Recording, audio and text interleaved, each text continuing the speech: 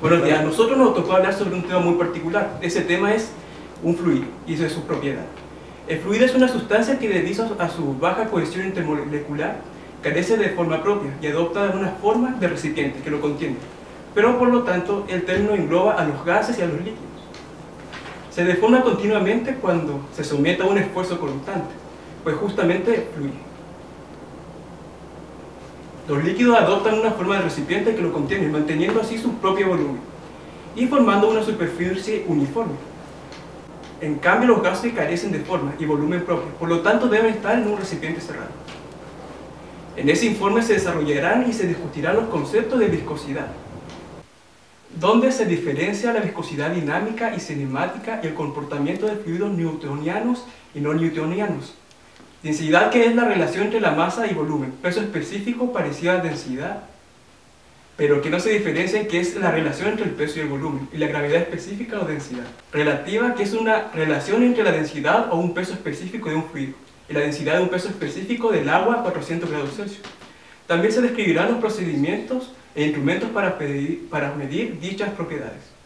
Finalmente se dará una conclusión sobre el uso y la aplicación de estas propiedades en la ingeniería.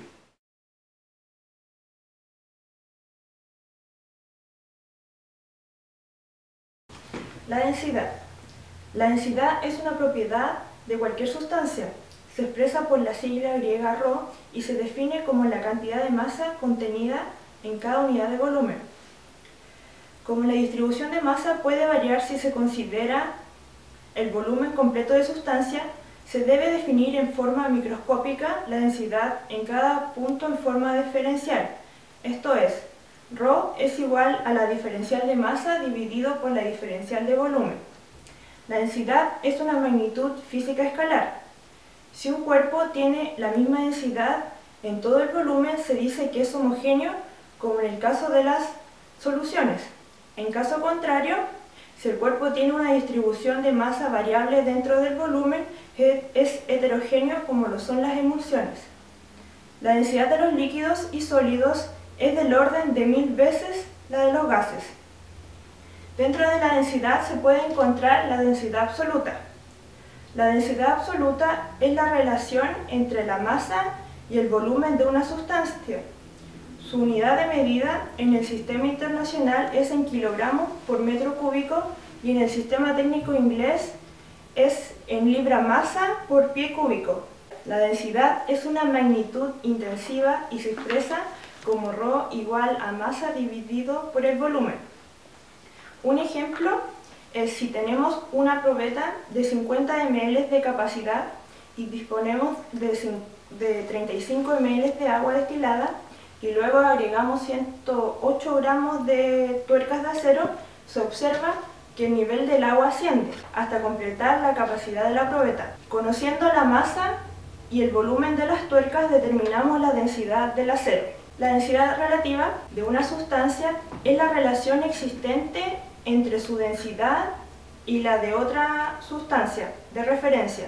En consecuencia, es una magnitud adimensional y se expresa por ρ sub r igual a ρ dividido por ρ sub 0. Para medir la densidad de un sistema heterogéneo se utiliza la densidad media, que es la división de la masa del objeto por su volumen, o la densidad puntual, que será distinta en cada punto infinitesimal del sistema y que estará definida por la expresión que se ve en la proyección.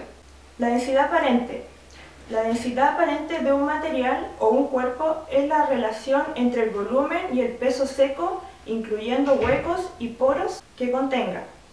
Esta definición se emplea tanto en geología como en la teoría de los materiales. Un ejemplo son que en suelos arenosos tienden a tener densidades mayores que suelos muy finos. Al mismo tiempo, en suelos bien estructurados, los valores son menores. La densidad aparente del suelo es un buen indicador de importantes características del suelo, tales como lo es la porosidad. En un tipo de suelo, los valores bajos de densidad aparente implican suelos porosos, bien aireados y con buen drenaje. Su cálculo sería a través de la expresión D sub A, que es la densidad aparente, igual por W sub SS, el peso seco dividido por V sub S, que es el volumen original del suelo. Para la obtención indirecta de la densidad, se mide la masa y el volumen por separado y posteriormente se calcula la densidad. La masa se mide habitualmente con una balanza, mientras que el volumen puede medirse determinando la forma del objeto y midiendo las dimensiones apropiadas o mediante el desplazamiento de un líquido. El pignómetro es un instrumento de medición cuyo volumen es conocido y permite conocer la densidad o peso específico de cualquier fluido, ya sea líquido o sólido, mediante gravimetría a una determinada temperatura. El pignómetro consiste en un pequeño frasco de vidrio de cuello estrecho, cerrado con un tapón esmerilado, hueco, y que termina por su parte superior en un tubo capilar, con graduaciones, de tal manera que un volumen puede obtenerse con gran precisión. Esto permite medir la densidad de un fluido, en referencia a la de un fluido de densidad conocida como el agua o el mercurio.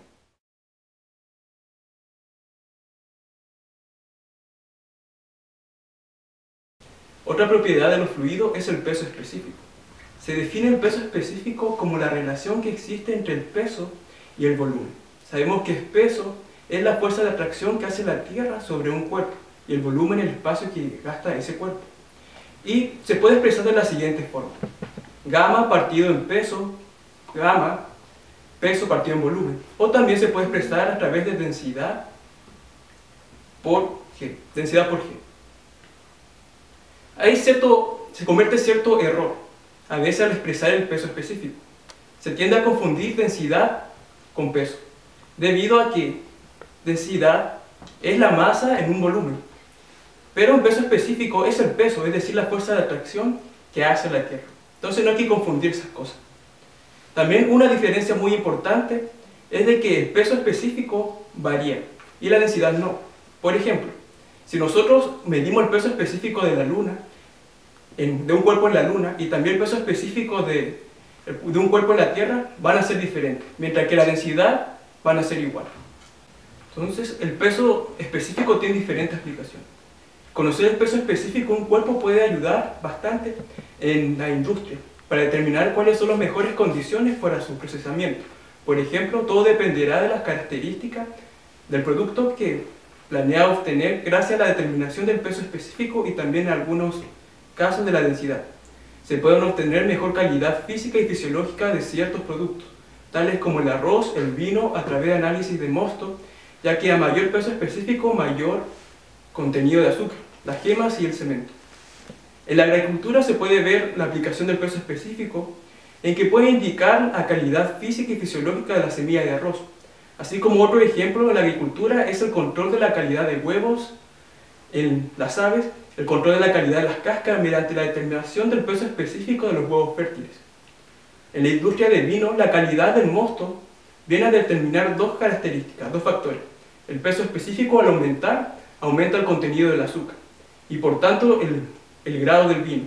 Y la densidad, cual depende de la especie de la uva, de la situación del viñedo. En la joyería y en las gemas, el peso específico ayuda a los cristales a que se puedan determinar las características de ellos.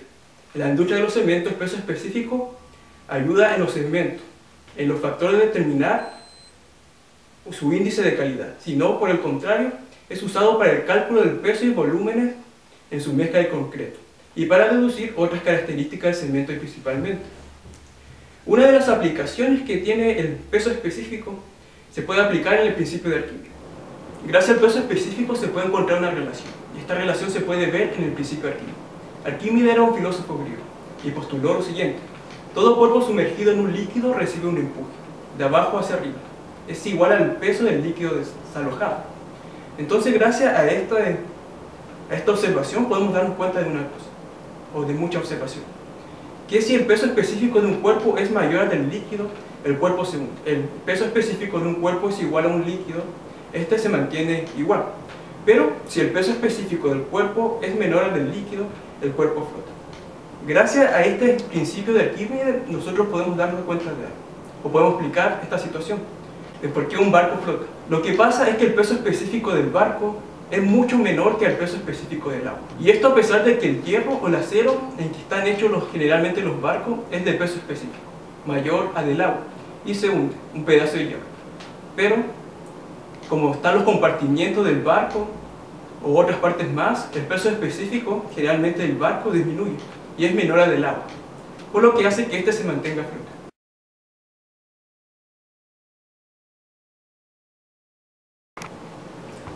Yo les voy a hablar sobre una propiedad de los fluidos llamada gravedad específica. Resulta conveniente indicar el peso específico o densidad de un fluido en términos de su relación con el peso específico o densidad de un fluido común. El fluido de referencia que se utiliza es el agua pura a 4 grados Celsius, ya que a esta temperatura el agua alcanza su máxima densidad. Entonces, la gravedad específica se puede definir de dos maneras. Se escribe como GE de gravedad específica o también se puede escribir como SG de Specific Gravity. Bueno, se define como el cociente de la densidad de un fluido y la densidad de agua a 4 grados Celsius. También se puede definir como el cociente del peso específico del fluido y el peso específico del agua a 4 grados Celsius. Como la gravedad específica es un cociente entre densidades o pesos específicos, no depende del sistema de unidades utilizado, por ende es adimensional. Esta propiedad de ser adimensional le permite poder ser utilizado en cualquier sistema de unidades de medida. Esta definición de gravedad específica es válida independientemente de la temperatura a la que se determinó la gravedad específica. Por ejemplo, la densidad del fluido problema a medir se puede medir en cualquier temperatura, dado que el fluido común es el agua a 4 grados Celsius y esta temperatura no varía. Sin embargo, las propiedades de los fluidos varían con la temperatura. Normalmente, la densidad, por tanto el peso específico y la gravedad específica, disminuye con el aumento de la temperatura. La gravedad específica de un fluido se puede determinar mediante un instrumento llamado densímetro, que consiste en un cilindro hueco que contiene un bulbo pesado en un extremo y un capilar o vástago de diámetro menor en la parte superior, diseñado para flotar verticalmente en el líquido de prueba. El capilar o vástago está calibrado con una escala en la que se pueden hacer lecturas directas de la densidad o de la gravedad específica. Algunos densímetros poseen un termómetro incluido para realizar una medición más precisa. La gravedad específica tiene un campo de aplicación muy grande en la mecánica de suelos. Se utiliza para medir la porosidad de un suelo, o sea, los espacios vacíos, o más bien dicho, la cantidad de aire que existe en este suelo. Estas mediciones de gravedad específica para los suelos se utiliza para el estudio de suelos y para la posterior construcción de algún edificio o estructura. El pignómetro también es un instrumento que se utiliza para medir la gravedad específica.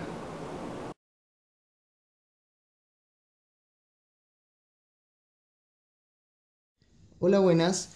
En este video les mostraremos la diferencia de gravedad específica entre el agua y la salmuera.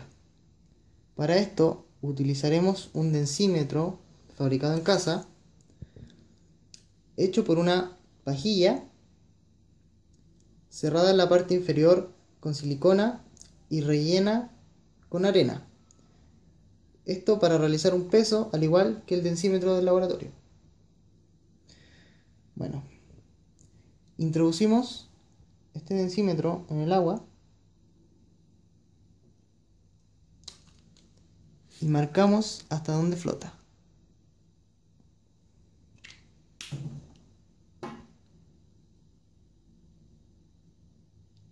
Luego lo introducimos en la salmuera,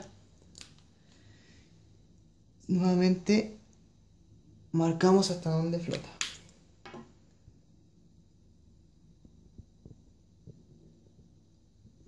Ahora podemos apreciar que existe una diferencia de altura.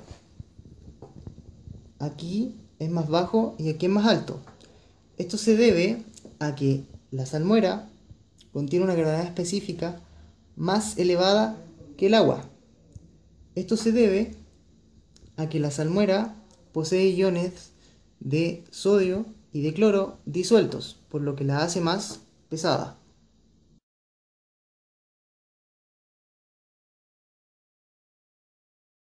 La última propiedad que abordaremos es la viscosidad, la que definimos como la resistencia interna al movimiento generándose un esfuerzo de corte entre las capas adyacentes del fluido, la que es debido a la fuerza tangencial aplicada.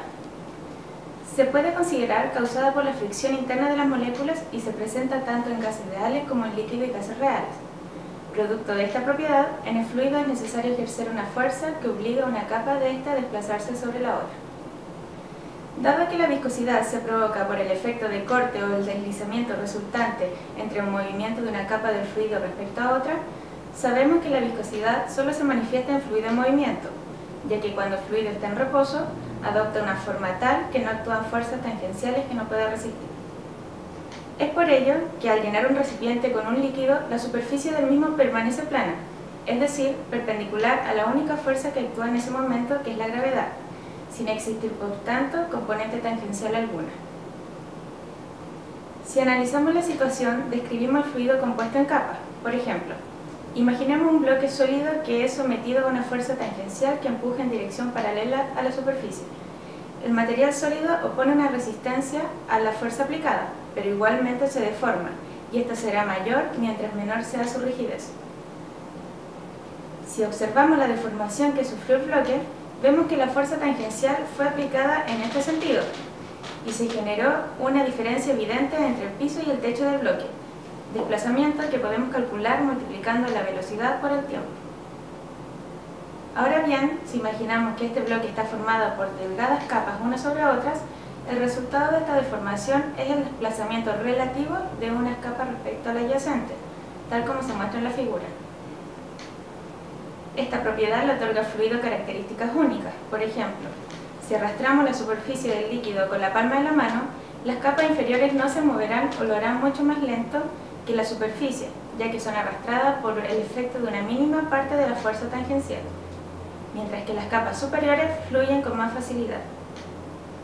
De igual forma, si revolvemos una cuchara a un recipiente en forma cilíndrica y lo llenamos con agua, observaremos que al revolver en el centro del contenedor también se mueve la periferia, y al revolver en la periferia también da vueltas las partículas del centro. De igual forma que en el ejemplo anterior, las capas cilíndricas del agua se mueven por efecto de la viscosidad, disminuyendo su velocidad a medida que nos alejamos de la cuchara. Entonces, la capa del fluido en contacto con la lámina del móvil tiene la misma velocidad, pero mientras se acerca a la placa en reposo, las capas intermedias van perdiendo su velocidad uniformemente y llega a la pared fija. Todo este análisis puede ser cuantificado de acuerdo a la siguiente expresión, donde la fuerza tangencial está en función de las variables que ya hemos mencionado a lo largo de este último tema.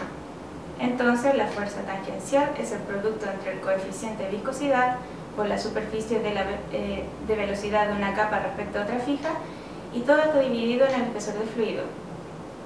De esta misma expresión podemos despejar la viscosidad para conocer su magnitud, la que puede ser cuantificada en los tres sistemas de medida, el inglés, el métrico y el internacional, siendo este último el más utilizado y determinado en pascales por segundo. A la viscosidad también la puede afectar la estructura del fluido y la temperatura. En los líquidos crece al aumentar el número de moles y está relacionada con la complejidad de las moléculas que lo constituyen. A baja cohesión molecular habrá una menor viscosidad. Aquí debemos tener claro que la viscosidad en los líquidos se debe a la cohesión de las moléculas, ya que en su estado se presentan más compactas. Mientras que en los gases, al ser esto un fluido comprensible, sus moléculas naturalmente tratan de expandirse, por lo que la viscosidad se produce por un choque entre ellas. El efecto de la temperatura sobre la viscosidad de un líquido es notablemente diferente a la de un gas. Mientras que en este último caso el coeficiente aumenta a medida que aumenta la temperatura, la viscosidad de los líquidos disminuye al ésta ser elevada. Entonces, para un líquido ocuparemos la ecuación de Andrade y para un gas ocuparemos la ecuación de Sutherland, donde ambas requieren definir la temperatura y considerar las constantes propias del fluido.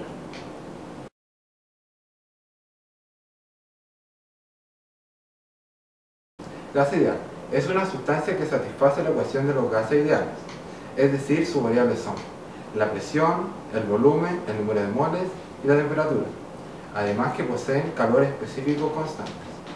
Para tener en claro que un fluido y un gas ideal son dos términos diametralmente distintos, se debe definir que un fluido no tiene rozamiento y es incompresible. El gas ideal, en cambio, tiene viscosidad y por lo tanto puede desarrollar tensiones cortantes. Y además es compresible, de acuerdo con la ley de los gases ideales. Fluido ideal. Se puede definir un fluido ideal como aquel en el cual no existe fricción entre sus partículas, es decir, su viscosidad es igual a cero, en el cual la relación entre la velocidad y la distancia es siempre constante. Podemos afirmar que en la vida cotidiana no se encuentran fluidos de este tipo, ya que en mayor o menor medida todo fluido posee cierta viscosidad. Fluido real. Son aquellos fluidos con densidad no nula. Cuando un fluido fluye por una pared sólida, la corriente es frenada por fuerza de viscosidad o rozamiento. Dependiendo de su viscosidad, fluyen a mayor o menor velocidad. Esto quiere decir en palabras más simples que, mientras más viscoso sea un fluido, este fluye a menor velocidad. En cambio, mientras menos viscoso sea, este va a fluir con una mayor velocidad. Además, su viscosidad está en relación con la densidad del fluido. Además, es de vital importancia recalcar que este comportamiento es necesario una fuerza tangencial. En el gráfico se puede observar que a medida que el fluido recorre mayor distancia, su velocidad aumentará, por lo que se puede inducir que su velocidad será menor mientras menos distancia haya recorrido. Dentro de los fluidos podemos separarlos en dos grandes grupos. Uno de estos es el fluido newtoniano. Un fluido newtoniano es un fluido cuya viscosidad puede considerarse constante en el tiempo. La curva que muestra la relación entre el esfuerzo contra su velocidad de deformación es lineal y pasa por el origen. Los fluidos newtonianos, como su mismo nombre lo indica, cumplen con la ley de viscosidad de Newton. Los ejemplos más representativos de este tipo de fluidos son el agua y el aire. Fluidos no newtonianos es aquel cuya viscosidad varía con la temperatura y presión, pero no con la variación de velocidad. Los fluidos no newtonianos no cumplen con la ley de viscosidad de Newton, por lo que a ciencia cierta no se puede predecir cómo será el comportamiento del fluido al existir cualquier tipo de cambio de velocidad. En el gráfico expuesto se ratifica lo nombrado anteriormente, esto es, que el esfuerzo contra su velocidad de deformidad es lineal. Además, en la parte inferior se expone la ley de viscosidad de Newton, la cual establece que el esfuerzo cortante sobre una interfaz tangente a la dirección del flujo es proporcional a la tasa de cambio de velocidad con respecto a la distancia. Además, se puede separar los flujos permanentes en dos casos especiales. Uno es el flujo laminar, en el cual las partículas se mueven según trayectorias paralelas, formando en conjunto capas o láminas. Por otra parte, tenemos el flujo turbulento, en el cual las partículas se mueven de forma desordenada, en todo tipo de direcciones.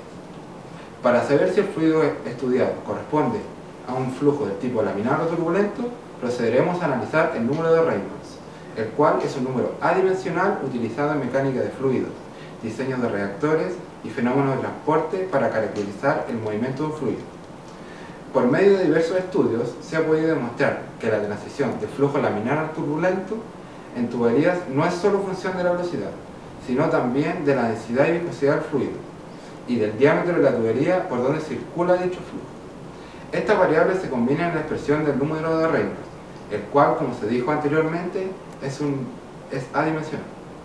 Podemos observar que el número de Reynolds depende de la velocidad característica del fluido en la experiencia realizada, el diámetro de la tubería a través de la cual circula, la viscosidad del fluido y la densidad, siendo estas dos últimas notablemente influenciadas por la temperatura en la cual se realice dicha experiencia, por lo que se debe tener claro cuál es la temperatura en el instante de la realización de dicha actividad. Del valor obtenido del número de Reynolds podemos concluir que cuando este es menor a 2100 unidades del número de Reynolds, este es del tipo laminar.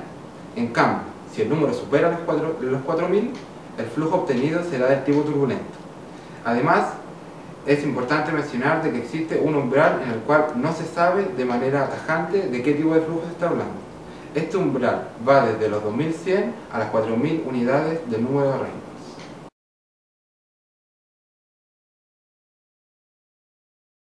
Para finalizar este video, expondremos las conclusiones obtenidas en base a los temas estudiados. El fluido puede ser alterado bajo ciertas condiciones, por lo que sus propiedades y variables deben ser observadas desde condiciones dadas. Gracias a los conocimientos suministrados en la realización del informe, se puede decir fehacientemente que manipulando de manera adecuada las propiedades del fluido, este puede ser usado en una gran variedad de ámbitos de la ingeniería, como es lo de la densidad aparente en metalurgia, la viscosidad de la pulpa, etc. Se debe tener en cuenta, antes de hablar de densidad, que no se puede mencionar densidad como un término general, ya que existen varios tipos de densidades, las cuales son diametralmente incongruentes las unas de las otras, por lo que se debe especificar de qué densidad se habla. Por viscosidad se entiende que es la resistencia que ejerce un fluido al ser deformado cuando a este se le aplica un esfuerzo cortante. Es una propiedad que se ve influenciada por la temperatura. Por ejemplo, en los líquidos, a mayor temperatura, la viscosidad disminuye, mientras que en los gases sucede todo lo contrario. Esta propiedad se puede clasificar en newtonianos, donde hay una relación lineal entre la magnitud del esfuerzo cortante aplicado y la rapidez de deformación resultante, y en no newtonianos, donde tal relación lineal no existe.